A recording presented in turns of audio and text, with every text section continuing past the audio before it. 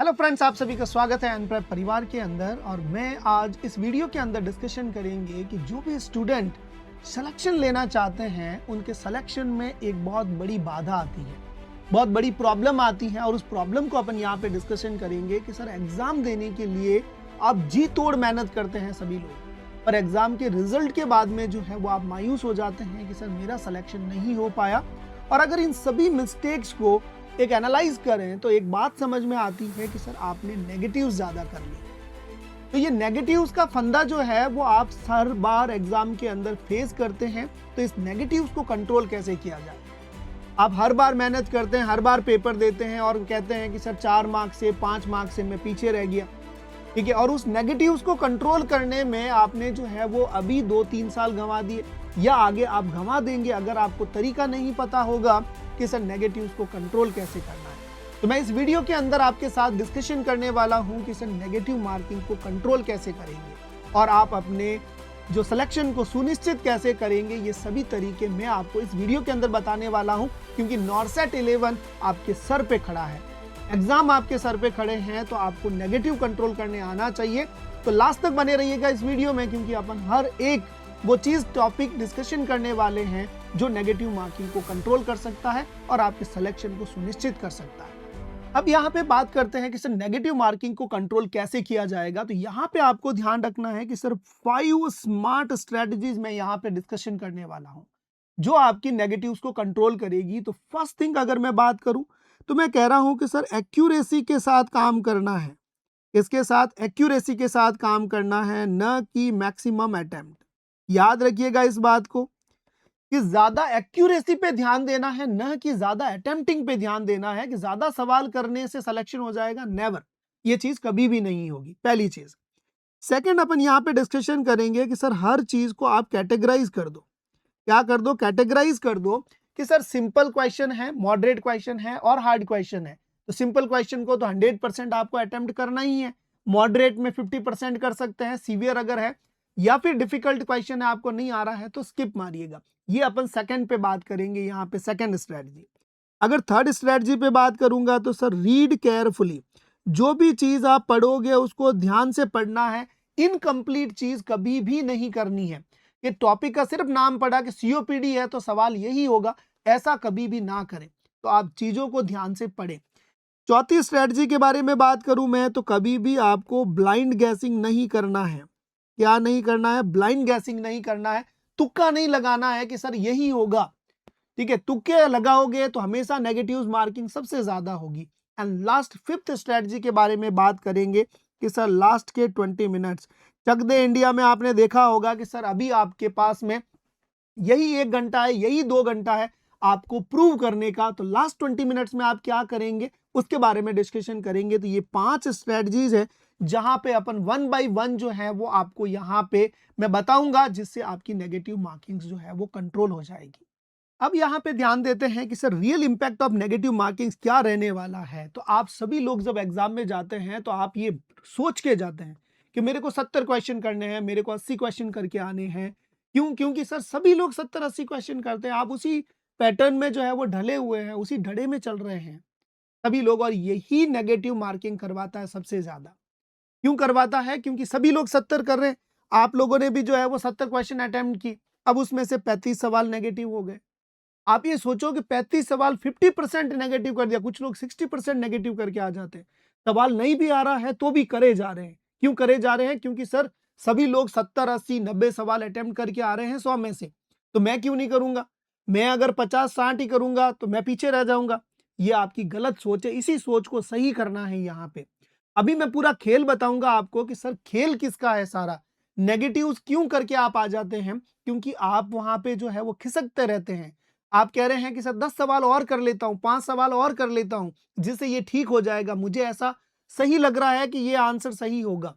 यही गलतियां करवाता है। समझो, इस पैटर्न को समझो। यहाँ पे आपने 70 सवाल अटेम्प्ट किए, 35 नेगेटिव हुए, तो कुल मिला के आपके पास में अब कितने हुए? 35 मार्क्स ही तो बचे। 70 में से 35 तो गलत हो गए, वो गए, 35 सही हुए तो 35 मार्क्स आए। अब इसमें से इस 35 के 1/3 नेगेटिव होती है। कितनी होती है? 1/3 नेगेटिव है, और 1/3 नेगेटिव के कारण जो है वो इसमें से आपके मार्क्स कट गए। तो 35 क्वेश्चन में से लगभग आपके 11 मार्क्स गए। तो आप ये देखो कि सर यहाँ पे आपके 24 मार्क्स आए। कितने मार्क्स गेन किए? 24 मार्क्स। अब आप सोचो, आप ये सोचते हो कि 70 अटेम्प्ट किए तो 60 तो आ ही जाएंगे। नहीं आएंगे भैया। 70 में से 35 गलत हो गए, और 35 गलत हुए तो वो 35 की नेगेटिव मार्किंग भी तो होगी 1/3। जो नंबर आए हुए हैं उसमें से मार्क्स कटेंगे। अब वो 35 में से 11 मार्क्स और कम कर दिए, 24 मार्क्स आएंगे। ये सोचो, अब आपने 70 सवाल किए और 24 मार्क्स आए, कहां मेरिट में आपका नंबर आएगा बताओ? प्री ही सेलेक्ट नहीं होगा। तो ये सबसे बड़ा प्रॉब्लम है। अब मैं आपको दूसरा कॉन्सेप्ट बताता हूं जो आपके दिमाग के जो है वो तार खोल देगा पूरे, कि सर क्या हो रहा है, ऐसा होता है क्या? देखो यहाँ पे एक्यूरेसी ओवर अटेम्प्ट। अब एक्यूरेसी पे ध्यान देना। आप अगर एक्यूरेसी पे ध्यान देते कि सर मेरे को जो सवाल आ रहे हैं मैं वही अटेम्प्ट कर रहा हूं, तो उसका खेल देखो। आपने 60 अटेम्प्ट किए। कितने अटेम्प्ट किए? 60 अटेम्प्ट किए, पर नेगेटिव कितने किए? सिर्फ 15 नेगेटिव हुए। ध्यान देना, यहाँ पे कंपैरिजन करके बता रहा हूं कि सर एक्यूरेसी ज्यादा अच्छी है या अटेम्प्टिंग ज्यादा अच्छी है, क्योंकि अभी तक आप अटेम्प्टिंग करते आए हैं, एक्यूरेसी पे ध्यान नहीं दिया है। तो यहां ध्यान दो, 60 अटेम्प्ट किए तो 60 में से 15 नेगेटिव हुए आपके। इसका मतलब है कि सर 45 मार्क्स आपके जो है वो ऑब्टेन हुए। कितने हुए? 45 मार्क्स ऑब्टेन हुए। अब 45 मार्क्स में से इन 15 नेगेटिव में कितने मार्क्स गए? 5 मार्क्स गए। 1/3 नेगेटिव है तो 5 और माइनस कर दो। अब कितने हो गए? 40 मार्क्स। अब एक चीज सोचो आप कि सर आपने 60 अटेम्प्ट किए और मार्क्स आए आपके 40, और आपने 70 अटेम्प्ट किए, मार्क्स आए 24। तो मेरे को ये बताओ, अब तो समझ में आ रहा होगा कि सर ज्यादा अटेम्प्ट करना अच्छी बात है या एक्यूरेसी के साथ अटेम्प्ट करना ज्यादा अच्छी बात है? तो मैं सिर्फ कहूंगा कि सर एक्यूरेसी के साथ अटेम्प्ट करना ज्यादा अच्छी बात है। जो सवाल आपको आ रहे हैं वो सवाल आपको करने हैं, नेगेटिव्स कम करने हैं, क्योंकि कोई माइका लाल हो, 100 सवाल अगर वो है तो उसमें से हर टॉपर भी 10 से 15 सवाल गलत करता है। ठीक है, हो जाते हैं, कभी जानबूझ के गलत कर लेते हैं, कभी थोड़ा सा कंफ्यूजन हो गया। 10-15 क्वेश्चन नेगेटिव्स एक्सेप्टेबल है। ठीक है, यहां पे मैंने माना कि सर 15 नेगेटिव है, फिर भी देखो मार्क्स कितने आ रहे हैं? 40 मार्क्स आ रहे हैं ना। तो यहाँ पे सबसे इंपॉर्टेंट जो ध्यान देना है वो एक्यूरेसी पे ध्यान देना है, न कि ओवर अटेम्प्टिंग पे ध्यान देना है कि सर मैं 90 क्वेश्चन करके आ गया, मैं 95 क्वेश्चन करके आ गया, पेपर बहुत इजी था। भैया पेपर इजी था तो आपको पता है क्या कि इसका आंसर सही यही है? वही जो है वो आपके मार्क्स बढ़ाएगा, अदरवाइज आप नेगेटिव में जाओगे। तो पहला कॉन्सेप्ट इसको सेट करना जरूरी है। अगली बात करते हैं आपके कि सर 3 कैटेगरीज बनानी है क्वेश्चन की। आप सभी को पता है कि आपकी मॉड्यूल में क्वेश्चंस आते हैं, 20 क्वेश्चन का टाइमिंग अलग होता है, नेक्स्ट 25 सवाल का टाइमिंग अलग है। तो इस तरह मॉड्यूल्स आते हैं और आप वहां पे जो है वो भूल जाते हैं कि सर कितने अटेम्प्ट किए। ठीक है, आप अटेम्प्ट करे जा रहे हैं। क्यों? क्योंकि पहला मॉड्यूल अगर हार्ड आया तो उसमें आपने सवाल छोड़े, अच्छी बात है, पर सेकेंड मॉड्यूल में क्या सब सवाल छोड़ते ही जाऊंगा तो फिर सवाल होंगे कैसे? तो फिर आप क्या करते रहते हैं? अटेम्प्टिंग में लगते हैं, तो सेकंड और थर्ड में आप ओवर अटेम्प्टिंग कर लेते हैं। तो ओवर अटेम्प्टिंग नहीं करना है। सवाल कैसे सॉल्व करेंगे उसकी कैटेगरीज बनानी है आपको। जैसे मान लीजिए 25 क्वेश्चन का एक मॉड्यूल आपके सामने खुला, और जब खुला तो आप पहले सवाल को रीड करो, आपको आंसर आता है आप आंसर करिए, नहीं तो आप आगे चलिए। तो आपको करना क्या है? 3 कैटेगरीज बनानी है क्वेश्चन की। इसमें फर्स्ट कैटेगरी है साहब 100% श्योर, मतलब आता है, सवाल पढ़ा और आपको पता है कि कोई माइका लाल जो है उसको चेंज नहीं कर सकता, ये सवाल मेरा राइट है। उस सवाल को, जो आ रहा सवाल है उसको 100% करो। अब आपने एक क्वेश्चन पढ़ा और एक क्वेश्चन पढ़ते ही आपको लगा कि यार ये 2 ऑप्शन तो मैंने निकाल दिए, ठीक है, पर 2 ऑप्शन अभी भी बचे हुए हैं। तो इसका मतलब यह है कि सर ऑप्शन क्लियर नहीं है, मतलब 50% आप डाउट में हो और 50% जो है वो आपका सही हो रहा है। मतलब 2 ऑप्शन एलिमिनेट कर दिए कि 2 ऑप्शन मुझे नहीं आ रहे, 2 ऑप्शन जो है वो इसमें से आंसर हो सकता है, ये आपने।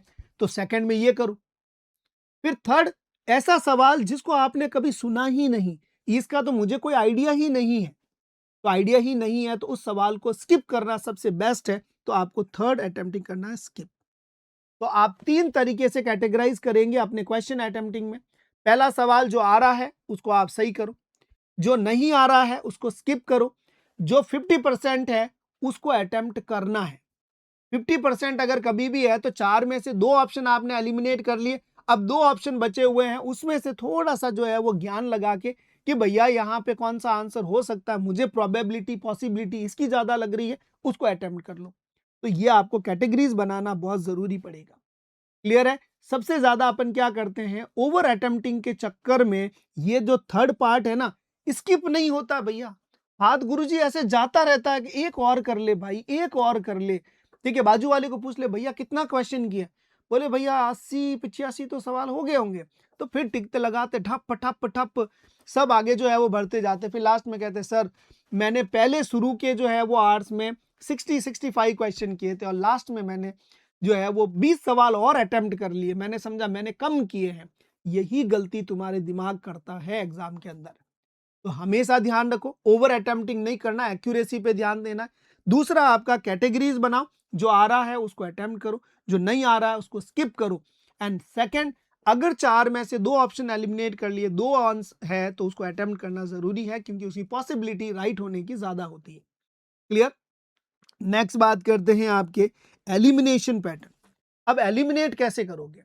एलिमिनेशन का तरीका आपको आना चाहिए कि सर आप जब कभी भी क्वेश्चन पढ़ रहे हैं, ठीक है, जब क्वेश्चन आप रीड कर रहे हैं तो रीड करके देखो कि ये सवाल पूछना क्या चाह रहा है। अगर वो कह रहा है कि सर इसमें से कौन सा इंक्लूड है, कौन सा एक्सक्लूड है, तो आप ये देखो कि सर ये ऑप्शन तो इसके रिगार्डिंग है ही नहीं। मतलब अगर क्वेश्चन प्रोस्टेट पे है और फीमेल ऑप्शन में है तो फीमेल वाला तो है ही नहीं भाई, फीमेल में तो प्रोस्टेट होती ही नहीं, उसको हटा दो। तो जो जो ऑप्शन आपके हट सकते हैं वो एलिमिनेशन तरीका अपनाना है, ये आपको ध्यान में रखना।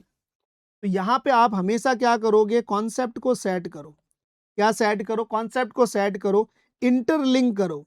क्या करो? इंटरलिंक करो कि सर ये चीजें इंटरलिंक हो रही कि नहीं हो रही है। अगर कोई भी जो है वो आउटवर्ड जा रहा है, आउटडेटेड जा रहा है, जिसका उस चीज के साथ, क्वेश्चन के साथ लेना देना नहीं है, उसको पहले उड़ाओ। आउटडेटेड है उसको पहले उड़ा दो। तो ये चीज आपकी होगी एलिमिनेशन। मैं आपको कह रहा हूं कि एक एग्जाम में कम से कम 15 से 20 क्वेश्चन जो है आप कम से कम इस मेथड से अपना सकते हैं, राइट कर सकते हैं एलिमिनेशन ऑप्शन से। सिर्फ आप अगर देखोगे तो सवाल आपने कभी नहीं पढ़ा, ठीक है, पर आप ये देखोगे कि वो 3 ऑप्शन एक तरफ भाग रहे हैं और एक ऑप्शन बिल्कुल अलग भाग रहा है। तो जो अलग भाग रहा है वो आंसर है ये या नहीं है?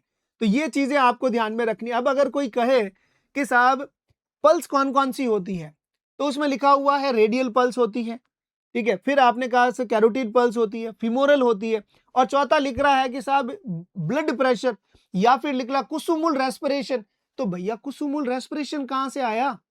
जब 3 पल्स के नाम हैं तो चौथा कौन सा, रेस्पिरेशन कैसे आया? तो वो रेस्पिरेशन एलिमिनेशन से आप पता कर सकते हो। क्लियर हो गया? तो आप जो है वो तरीका अपनाएंगे, एलिमिनेशन मेथड अपना के भी क्वेश्चंस को राइट कर सकते हैं। ये यूज करना चाहिए आपको, बहुत बढ़िया तरीका है। अब नेक्स्ट पे देखते हैं कि सर अगला क्या है। तो read carefully and avoid over confidence. ध्यान दो, मैं हमेशा कहता रहता हूं एक चीज कि सर जितना ध्यान से क्वेश्चन को रीड करोगे उतना आंसर की पॉसिबिलिटी ज्यादा रहेगी करेक्ट होने की। ऑलवेज मेरा ये सेंटेंस रहता है। मैं क्यों बोलता हूं ये सेंटेंस? मैं इसलिए बोलता हूं कि आपने एक क्वेश्चन को रीड किया 20 से 30 सेकंड के अंदर, और 20 से 30 सेकंड में क्वेश्चन रीड कर लिया, उसके बाद में आप 5 सेकंड रिकॉल करें। रिकॉल किसको? जो क्वेश्चन में टॉपिक दिया गया है उस क्वेश्चन के टॉपिक को रिकॉल करें कि ये क्वेश्चन किसके रिगार्डिंग पूछ रहा है।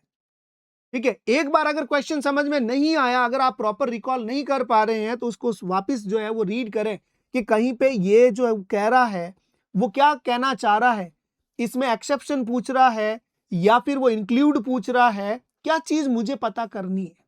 तो वो चीज आप वापस रिकॉल करें। रिकॉल करके फिर आप 4 ऑप्शन पढ़े, उसको ऑप्शन को मैच करें कि कहां मैच हो रहा है। नहीं तो क्या होगा, आप लोग जो है वो अक्सर गलती करते हैं किसमें, आप पढ़ते ही नहीं है। क्या वर्ड नहीं पढ़ते हैं? सिली वर्ड्स। अब सिली वर्ड्स क्या नहीं पढ़ा? सर मैंने तो जो है वो मोस्ट कॉमन रीजन कौन सा था, मोस्ट कॉमन कॉज कौन सा था, नहीं पढ़ा।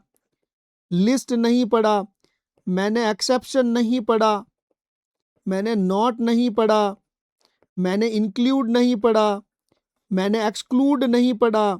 ये सब चीजें सिली मिस्टेक्स होती हैं कि सर उस चीज पे मेरा ध्यान ही नहीं गया। तो आप ये ध्यान रखो कि आपने सवाल को जब पढ़ा तो ये सिली वर्ड्स को जो है वो ध्यान में रखना बहुत जरूरी है। फिर आप ऑप्शन देखो कि उसमें ऑप्शन कौन से हैं, तो ऑप्शन आपका मैच कर रहा है, उसको टिक कर दो। इन वर्ड्स को ध्यान में रखना है कि सर ये सिली मिस्टेक्स आप नहीं करो, क्योंकि ये वर्ड छूट जाते हैं। अपन जब सवाल पढ़ते हैं तो अपनी एक स्पीड लगी हुई रहती है कि मैं फटाफट से क्वेश्चन पढ़ लूं और आंसर करके आगे चला जाऊं। आप ये वर्ड नहीं देखते हैं कि इसने मोस्ट कॉमन पूछा है कॉज, या लिस्ट कॉमन पूछा है, एक्सेप्शन पूछा है, या फिर नॉट पूछा है, इंक्लूड एक्सक्लूड लिखा हुआ था, या फिर वो पूछ रहा है ड्रग ऑफ चॉइस कौन सा है, या पूछ रहा है इन्वेस्टिगेशन ऑफ चॉइस कौन सा है। तो ये सभी चीजें अपन लैकिंग कर लेते हैं और सबसे ज्यादा गड़बड़ इसी में होती है, इसलिए इन चीजों को ध्यान में रखना है। क्लियर है? तो यहां पे आपको रिकॉल करना बहुत जरूरी है, जिससे आपका सवाल की एक्यूरेसी थोड़ी सी और बढ़ जाएगी। नेक्स्ट बात करते हैं मॉक टेस्ट एनालिसिस की। तो जो भी आप टेस्ट दे रहे हैं उसका एनालिसिस करना जरूरी है। एनालिसिस कैसे करेंगे? तो सर कॉन्सेप्चुअल मिस्टेक आप कौन सी कर रहे हैं, सिली मिस्टेक कौन सी कर रहे हैं कि सर मैंने यहाँ पे नहीं पढ़ा, ये मोस्ट नहीं पढ़ा, ये लिस्ट नहीं पढ़ा, यहाँ पे एक्सेप्शन नहीं पढ़ा, ठीक है, नॉट नहीं पढ़ा। तो ये सभी सिली मिस्टेक्स को आप आइडेंटिफाई करें, और आइडेंटिफाई करके करना क्या है, ये जो आप गैस वर्क करते हैं ना, मुझे लगता है यही आंसर होगा, ऐसा नहीं करें। आप इसके पहले जो है वो एलिमिनेशन ऑप्शन लगाएं, एलिमिनेट करें और फिर आप क्या करें, गैस करें। ये आप ध्यान रखिएगा, मैं कह रहा हूं उस बात को समझ रहे हो।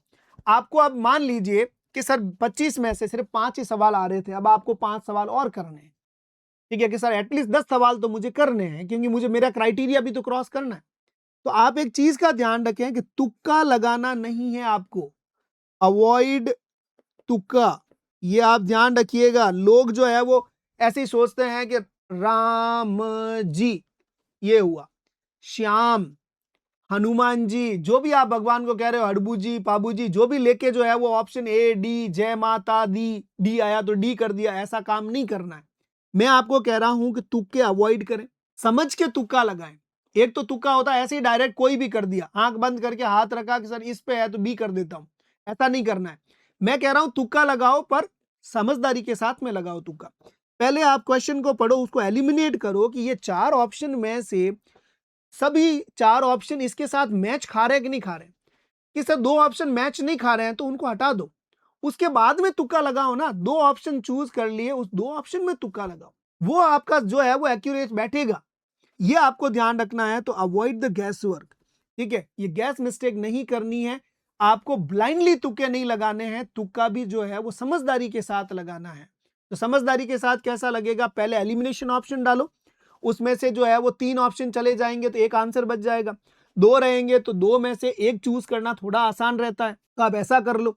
पर अपनी ये गलतियां जो आप कर रहे हो, इन गलतियों को जो है वो अवॉइड करो, इन गलतियों को जो है वो वापस दोबारा नहीं आनी चाहिए, ये आपको ध्यान में रखना है। तो ये आपको ध्यान रखना है। अगली बात करते हैं लास्ट 20 मिनट स्टे का। आपको ध्यान रखना है कि ये लास्ट 20 मिनट्स क्या करने वाले हैं, और आपको क्यों शांति बनाए रखनी है, इतनी क्यों पेशेंस के साथ काम में लेना है इन सभी चीजों को। अब यहां पे आप ध्यान देंगे कि ये 20 मिनट्स में कौन से 20 मिनट्स की बात कर रहा हूं, मैं उन 20 मिनट्स की बात कर रहा हूं जो एग्जाम के बाद बचते हैं आपके पास में। आपने शुरू में भाग भाग के जो है वो निकाल दिया, फिर अब लास्ट में आप अटेम्प्टिंग ज्यादा करते हैं। क्यों करते हैं कि सर मैंने तो अब 60 क्वेश्चन ही किए हैं, 70 ही किए हैं, लोग जो है वो 85 क्वेश्चन कर रहे हैं, तो आप लास्ट में जो है वो जल्दबाजी करके उन क्वेश्चंस को गलत कर देते हो। यही सबसे बड़ा मिस्टेक है। तो ध्यान रखना, जो भी आपके क्वेश्चन को रिव्यू मार्क किया हुआ है, no random guessing and stay focused. पहली चीज तो यह है कि सर मैंने जो किया है, ठीक है, वो मैंने एक्यूरेट किए हैं, मैंने ज्यादा अटेम्प्टिंग नहीं की है, तो फोकस रहो, मुझे और नहीं करना है। भली जो है मैंने खाना खा लिया, उसके बाद में मुझे दुनिया की सबसे इंपॉर्टेंट प्रीशियस चीज लाके दे दे खाने के लिए, सबसे कीमती, तो भी मुझे नहीं खाना क्योंकि मेरा पेट फिल है। ये आपको जो है वो पर्याप्तता लानी पड़ेगी अपने आप में, ये फुलफिलनेस लानी पड़ेगी, तभी जो है वो आप बचोगे। नहीं तो आप लास्ट में आते आते 5 सवाल जो है वो एक्स्ट्रा करके आओगे। इसलिए stay focused, no random guessing, ठीक है। अब आप क्या कर रहे हो, रिव्यू फॉर द मार्क्स। आपने रिव्यू करके लिए जो है वो 10 सवाल छोड़े हुए। अब वो 10 सवाल रिव्यू के लिए छोड़े हुए हैं ना, अगर आपको लगता है कि 2 क्वेश्चन जो है मुझे आंसर लग रहा है तो आप करो, नहीं तो क्या करो, रिव्यू करके छोड़ दो।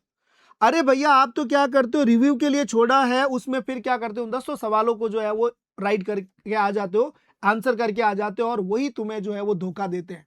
और लास्ट में जब रिजल्ट आता है तब लगता है कि उस दिन मैंने अगर वो 3 सवाल अटेम्प्ट नहीं करता तो भी मेरा सिलेक्शन हो जाता, क्योंकि मैं पॉइंटों से बचा हूं। मेरी नेगेटिव से जो है वो 1 मार्क्स चला गया, 3 से 1 मार्क गया, और 1 मार्क की वजह से मैं रह गया, सर प्री सेलेक्ट नहीं हुआ। तो ये चीजें बाद में पछताने की बजाय जो है वो अभी आप करेक्ट कर लो कि सर इन चीजों को मैं पहले से ही सेट करके चलूं। तो ये लास्ट के 20 मिनट आपके सबसे ज्यादा प्रॉब्लम करते हैं और 99% बच्चों की यही समस्या है कि सर पहले हमने बहुत कंट्रोल किया, फिर लास्ट में मुझे लगा कि कम हो रहा है, इसलिए मैंने 10 सवाल और अटेम्प्ट कर लिए। मैंने जो रिव्यू मार्क किए थे उसको मैंने सभी को जो है वो टिक मार्क कर दिया। मैंने रैंडम जो है वो गैस लगा दिया, चलो ठीक है इसका बी लगा देता हूँ, इसका सी लगा देता हूँ, या फिर कुछ कह रहे हैं सब में बी बी बी बी लगा दिया, कुछ लोग सी सी सी सी लगा दिया, तो ऐसे राइट हो जाएगा और काम चल जाएगा। ऐसा नहीं होता है। अगर ऐसा है तो ऐसा तो सभी को पता है, वो सब लोग करके आ जाएंगे। तो ये चीज आपको ध्यान में रखनी है।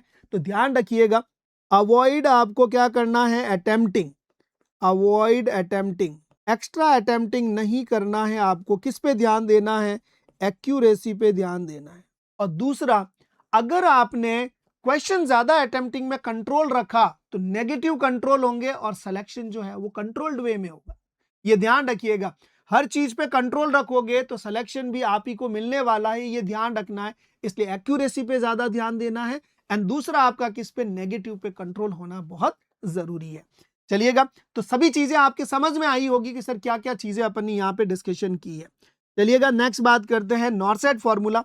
एक्यूरेसी मैटर करती है, फर्स्ट चीज। स्मार्ट अटेम्प्ट करना है, नॉट मैक्सिमम अटेम्प्ट। मैंने आपको कहा है सबसे फर्स्ट जो है वो ध्यान देना है एक्यूरेसी पे, ठीक है। नो गैस वर्क, आपको जो है वो कोई भी गैस वर्क काम नहीं करना है, तुक्के नहीं लगाने हैं। स्मार्ट, स्मार्ट का मतलब है एलिमिनेशन ऑप्शन आपको अपनाना है। कौन सा अपनाना है, एलिमिनेशन ऑप्शन जो है वो यूज करो। एंड मैक्सिमम अटेम्प्ट जो है वो अवॉइड करो, no maximum attempting, no maximum attempting. बात समझ में आ गई। तो अब सर सवाल आता है कि गुरुजी ये सब प्रैक्टिस कहाँ मिलेगी हमें।